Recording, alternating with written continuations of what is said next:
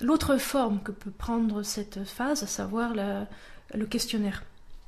Les difficultés liées au questionnaire sont donc le fait qu'il faut que les enfants sachent lire et écrire. Alors, même si on va pouvoir aménager de différentes façons, soit le questionnaire est au tableau, les enfants le lisent et le recopient sur leur cahier, soit que le maître aura préparé une photocopie qui sera collée, soit que pour certains, il y aura une photocopie et pour d'autres, ils seront amenés à lire et écrire tout seuls.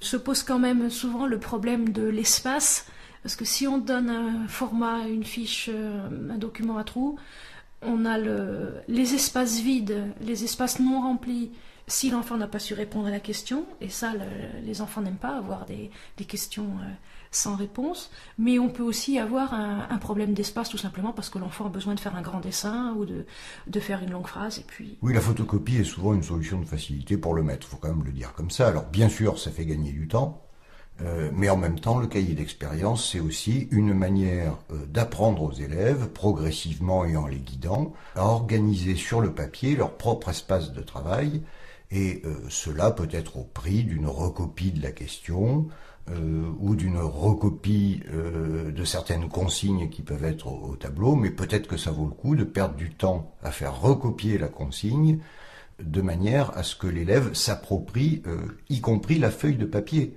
car c'est là aussi une méthode de travail. Et puis finalement, ça évitera qu'il y ait un autre moment dans la journée où on fait de la copie pour de la copie.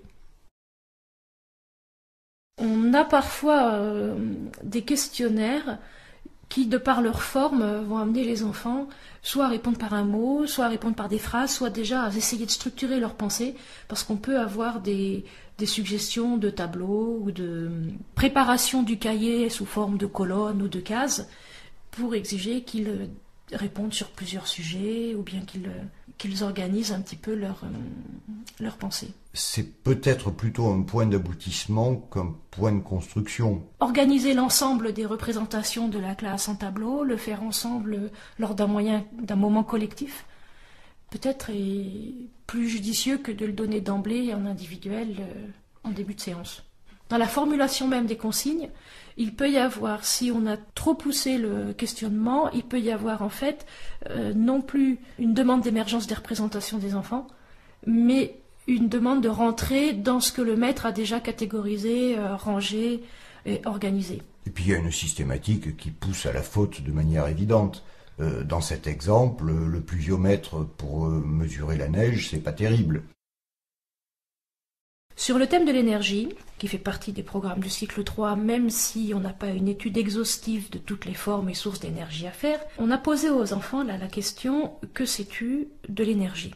Belle question métaphysique. Il y a des points communs sur les cahiers des enfants, c'est qu'il y a des expressions qui sont soulignées, à savoir ce que je cherche, ce que je pense, ce que je dessine, ce que je propose, ce que je sais. Mais tous les enfants n'ont pas n'ont pas copié toutes ces phrases. Certains ont rempli 2 ou 3 items. Il y a en fait l'ensemble de ces propositions, de ces titres de chapitres qui sont affichés dans la classe. Et donc l'enfant utilise ces éléments pour remplir son cahier d'expérience, ce qui d'ailleurs est présenté tout à fait proprement. Mais ce qui va être intéressant là, c'est de voir que les enfants ont pour certains accès sur l'énergie musculaire et uniquement l'énergie musculaire. D'autres parlent d'électricité et un autre voit à la fois les moyens de transport et la force musculaire.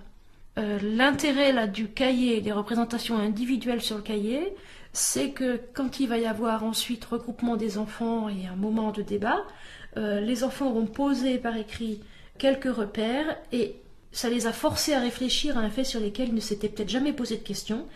C'est peut-être la première fois qu'ils réalisent que c'est le même mot, énergie, dans différents contextes. Et ils vont se forger leur propre pensée avant d'être confrontés à celle des autres. Oui, là, le cahier d'expérience joue bien son rôle de préparation à la confrontation, de réflexion sur ce que je sais déjà, que je sais mais que j'ai besoin un petit peu de réactiver ou de relier des éléments qui sont dans ma tête, auxquels je peux penser séparément, mais qu'effectivement je n'ai pas toujours rapproché. Le maître insistera lors des échanges collectifs pour demander à chacun de préciser sa pensée. Ils peuvent avoir écrit 2 ou 3 mots, 2 ou 3 légendes, mais ils vont ensuite à l'oral faire plusieurs phrases pour expliquer ce qu'ils voulaient écrire. Le fait d'avoir affiché quelque part dans la classe des éléments de ce cahier permet quand même, et dans l'ordre, permet au moins à l'enfant de structurer sa pensée, de se dire en ce moment je suis en train d'écrire ce que je crois être vrai. Maintenant, je suis en train d'écrire les questions que je me pose sur un sujet donné.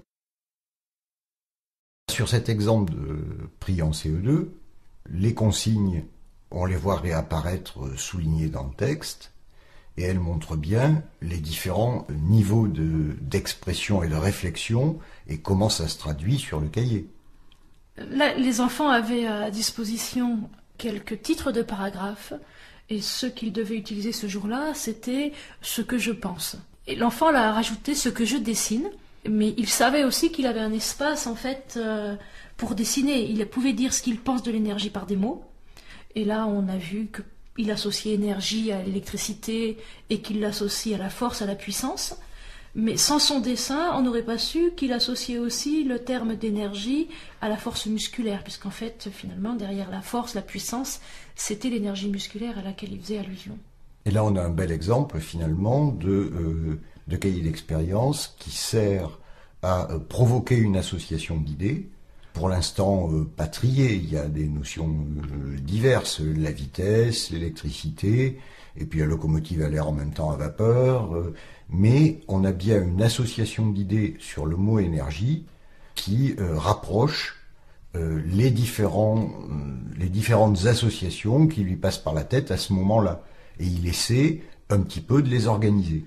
L'intérêt de ce type de document, c'est qu'au moment où on va réunir tous les enfants, premièrement, on va pouvoir cibler, recentrer en fait l'attention des enfants sur le problème qui nous préoccupe, à savoir est-ce qu'il s'agit de l'énergie musculaire, est-ce qu'il s'agit de l'énergie avec tous ses aspects physiques et technologiques.